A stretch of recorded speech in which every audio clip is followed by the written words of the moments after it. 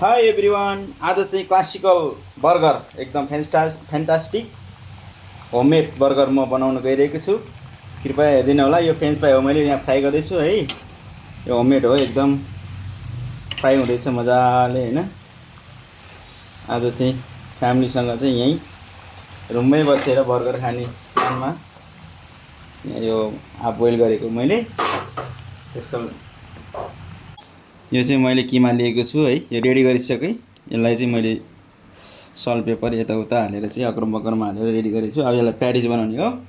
Salad पता छ, यहाँ कुकुम्बर छ है, टमाटो, अनि यहाँ बर्गर पनि भइहाल्यो। यहाँ हामी अर्को पनि खाँदैछौँ, यो स्पेसल। यहाँ चिज छ यहाँ। यो चाहिँ मैले मायोनेज सस टक्क बनाइसकेको छ है। यो मैले होममेडै हो, टक्क लाएर अब प्रिपेयर छेरी बर्गर खानको लागि रेडी। यम यम यम यम बर्गर बनाउने मान्छे मै हो।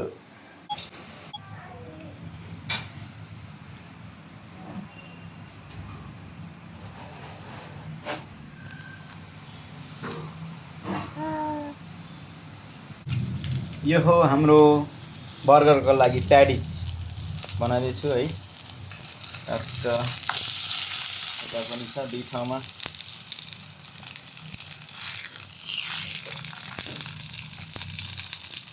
अब लगभग सकिन लाग्यो। र मैले चाहिँ अब बर्गरलाई एकदम रेडी गर्दैछु लास्ट स्टेजमा। त्यसपछि टक्क लाएर खाइन्छ बर्गर।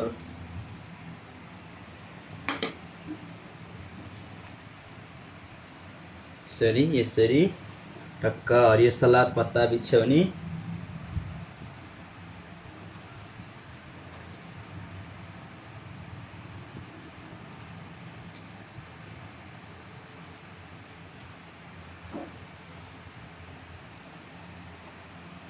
थोरै अनियन राखिदिने।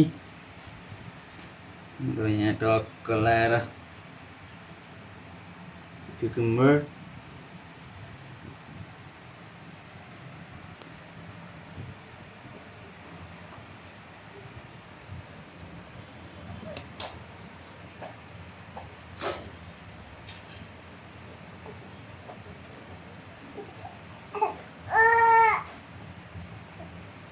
छोरीले बर्गर भएन भनेर यहाँ कराइसक्यो मैले।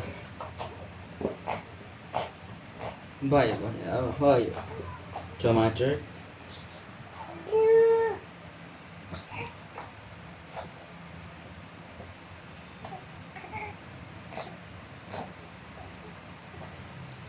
and burger patties.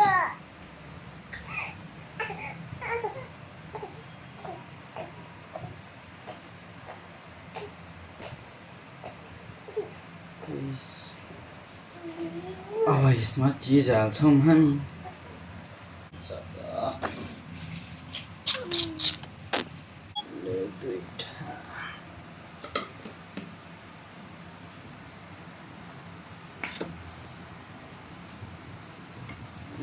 तिनवटा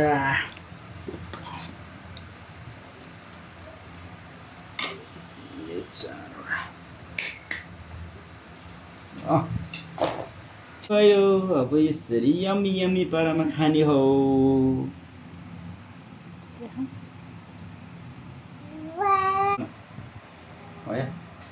होइन कि 1 2 3 एउटा दिदीहरुलाई बर्गर खान लागि लखाऊ।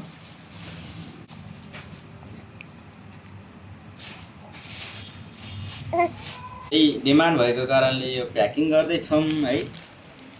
यो 4 वटा 5 वटा प्याकिङ छ।